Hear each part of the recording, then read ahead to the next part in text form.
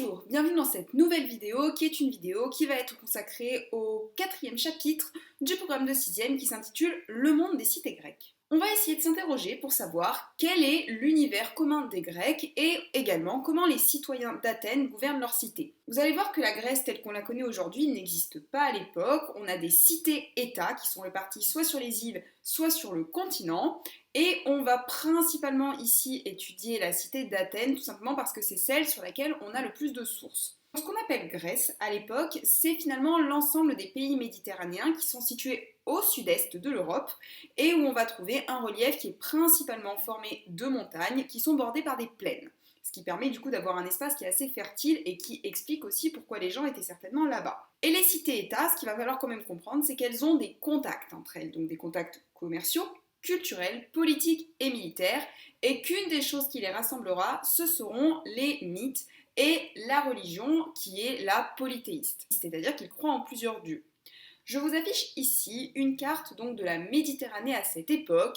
Vous pouvez constater sur cette carte que ce qui est en jaune, c'est ce qui concerne donc le monde grec qui va nous intéresser, sachant que nous avons en vert tout ce qui concerne le monde phénicien. Les Phéniciens sont principalement installés dans la partie sud de la Méditerranée et ils ont constitué un ensemble de communautés qui sont disséminées un petit peu partout, en partant des côtes libanaises jusqu'à l'Andalousie. Et le monde grec à l'époque est partagé donc entre les Crétois, les Grecs, les Phéniciens et un peu plus bas avec les Égyptiens. Vous avez également en noir les métropoles, donc c'est-à-dire les grandes cités-États, là où on a le plus de populations qui vont y habiter. Et en rouge, ce sont toutes les colonies qui appartiennent à certaines métropoles sur lesquelles les cités grecques se sont installées. Je vous parlais justement de cités-États. Le monde grec, je vous expliquais, ce n'est pas un pays, c'est un espace qui est partagé entre plusieurs cités-États, comme par exemple Athènes, Sparte, Corinthe, Rhodes, et qui sont elles-mêmes en train d'échanger de manière différente, militaire, commerciale, culturelle, économique. C'est toujours pareil. Les colonies grecques, qui sont elles établies du côté de l'Italie actuelle, qui n'existe pas encore, mais bon, on va dire du côté de l'Italie, elles ont été créées surtout le long de la mer Méditerranée. La première colonisation qui a été effectuée par les Grecs, elle démarre aux alentours de 734 avant Jésus-Christ et les Grecs vont continuer à s'installer de l'Italie jusqu'au nord-est de l'Afrique et au sud-est également de la France. Donc ils vont installer des cités-États qui sont sous domination de la première cité qui les a colonisées. Je vous expliquais que les cités grecques, elles échangent entre elles. Elles échangent entre elles comment ? Déjà au niveau culturel, puisqu'il va y avoir un partage des différentes connaissances, au niveau économique, puisque la Méditerranée est un espace commercial où on va s'échanger les différentes choses qui sont produites en fonction des cités-États, mais également dans des échanges militaires, c'est-à-dire dans des affrontements guerriers. Il faut quand même comprendre qu'une grande partie des cités-États sont très souvent en conflit. Je vais ici m'intéresser à un conflit qui a été assez important, ou en tout cas qui nous a été relaté puisqu'on a des sources qui parlent de ce conflit. Donc les sources, ce sont les documents sur lesquels les historiens s'appuient pour essayer de comprendre comment ça se passait dans le passé justement et d'avoir les informations.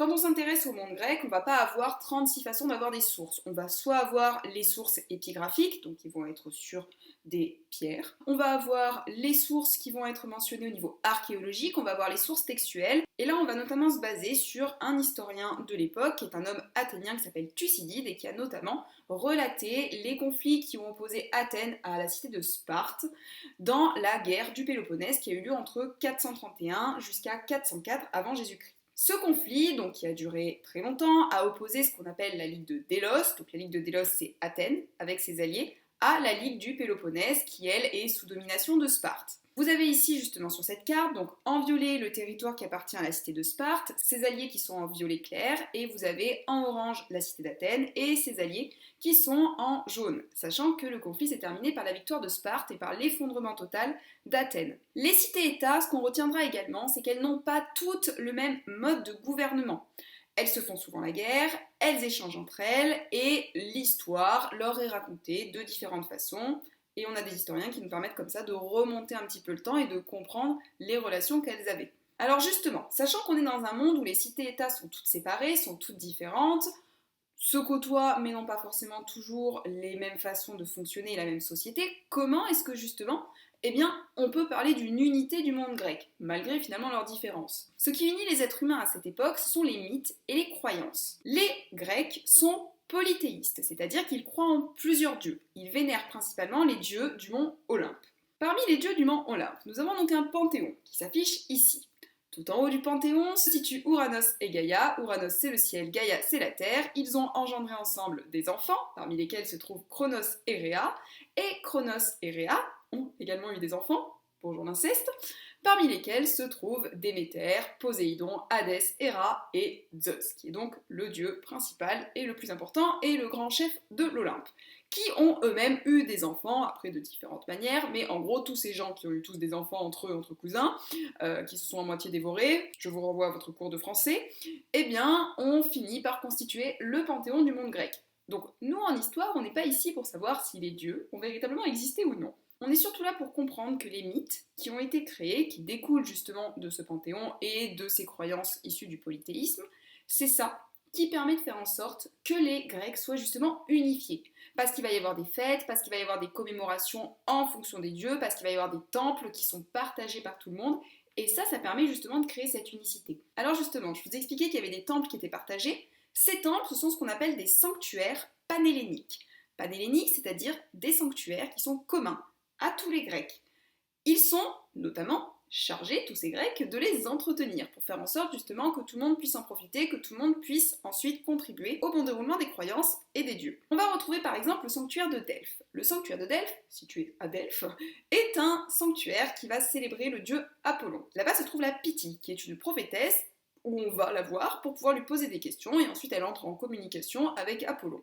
Donc on a comme ça des Grecs qui effectuent le trajet jusqu'à Delphes pour pouvoir communiquer avec la Pythie qui fait l'intermédiaire avec Apollon. Donc elle répond aux questions qui lui sont posées et ces réponses sont ensuite traduites par les prêtres et données aux personnes qui s'y rendent. On a également le sanctuaire d'Olympie.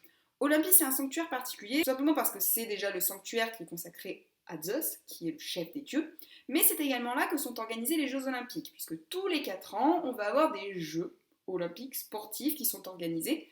Et là, vous avez les cités grecques qui arrêtent de se taper dessus et de combattre. Les cités donc font des trêves, se réunissent pour les Jeux, parmi lesquels on va trouver les meilleurs athlètes des grandes cités qui vont venir pour ces compétitions, dont le but est d'honorer Zeus. Je vous renvoie à Astérix et Obélix aux Jeux Olympiques. Je vous disais tout à l'heure, on va s'intéresser plus particulièrement à une cité-État qui est la cité d'Athènes, tout simplement parce que c'est celle sur laquelle on a le plus de sources et on est le plus documenté aujourd'hui. Je vous expliquais que les cités-États, elles ont chacune un mode de fonctionnement de société qui est différent, ce qui fait qu'elles ont également un mode politique différent.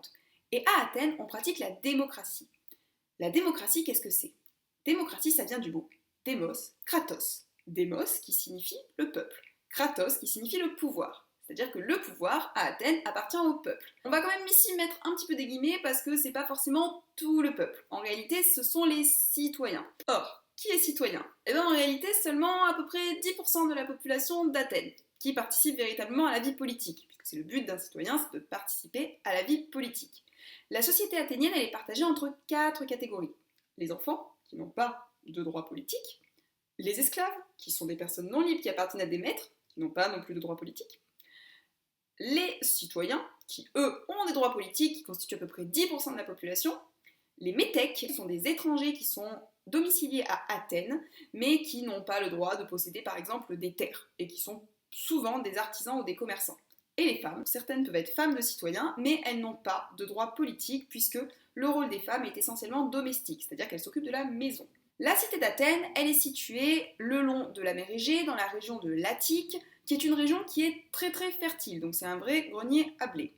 Elle va se constituer de plusieurs endroits. L'Agora, qui est l'espace public d'Athènes, on va retrouver les principaux échanges, notamment par exemple liés au commerce, différents temples aussi pour honorer les lieux, les institutions de la vie politique, et on va avoir également la petite montagne que vous voyez au fond, l'Acropole. L'Acropole, qu'est-ce que c'est? C'est tout simplement un sanctuaire religieux dans lequel on va trouver des temples qui sont bâtis en l'honneur des dieux. Parmi ces temples, vous allez retrouver celui qu'on appelle le Parthénon, qui est un temple qui a été construit au 5e siècle avant Jésus-Christ à peu près, et qui est consacré à Athéna, qui est la déesse Polyade, c'est-à-dire la déesse de la ville d'Athènes, donc protectrice de la ville d'Athènes, accessoirement la fille de Zeus. À Athènes ont lieu chaque année ce qu'on appelle les fêtes du Panathénée. Alors c'est une fête qui est principalement connue parce qu'on a retrouvé toute une frise justement qui est sur le Parthénon qui raconte cette fête. Alors sur cette frise qu'on appelle la frise des Panathénées, qui a été sculptée sous la direction de Phidias, donc direction de Phidias ça ne veut pas dire que c'est lui qui a tout sculpté, ça veut dire que certainement il y avait des gens qui travaillaient avec lui. Elle est située des 4 côtés donc, du Parthénon, elle se déroule sur à peu près 360 mètres et elle représente la procession des Panathénées. Qu'est-ce que c'est? C'est tout simplement le défilé des Athéniens pour pouvoir rendre hommage à la déesse Athéna. On va retrouver par exemple sur cette frise les bœufs qui sont amenés en sacrifice, qui nous permet de comprendre que parmi la manière de rendre le culte à cette époque, eh bien, il y avait des sacrifices qui étaient pratiqués. On va retrouver par exemple ici la représentation de jeunes citoyens à cheval, ce qui nous permet également peut-être d'avoir une vision un peu sur la citoyenneté de l'époque. La représentation ici de jeunes filles qui vont faire des offrandes à Athéna, donc on voit aussi le rôle que pouvait avoir la femme, qui avait également un rôle religieux à jouer dans la cité. Donc Athènes, c'est quand même un endroit où on a énormément d'informations. Athènes, c'est également un des endroits sur lesquels on est le mieux documenté en termes de système politique. Je vous disais, à Athènes, il y a une démocratie, c'est-à-dire que le pouvoir vient des citoyens qui vont le confier à des dirigeants. On a ce qu'on appelle l'ecclésia. L'ecclésia, c'est l'assemblée des citoyens, donc ceux qui ont des droits politiques, qui vont voter les lois et qui vont élire du coup des magistrats qui vont eux-mêmes être chargés de diriger la cité. Par exemple, l'ecclésia, donc notre assemblée des citoyens, elle va tirer au sort pour un an 600 juges qui vont constituer ce qu'on appelle l'ailier, qui sont là pour rendre la justice, et également 500 boulottes qui vont constituer la boulée qui, eux, préparent les lois. Ils vont également soit élire, soit tirer au sort pour une année d'autres magistrats, parmi lesquels se trouvent également 10 stratèges qui sont chargés de commander l'armée et de diriger le gouvernement.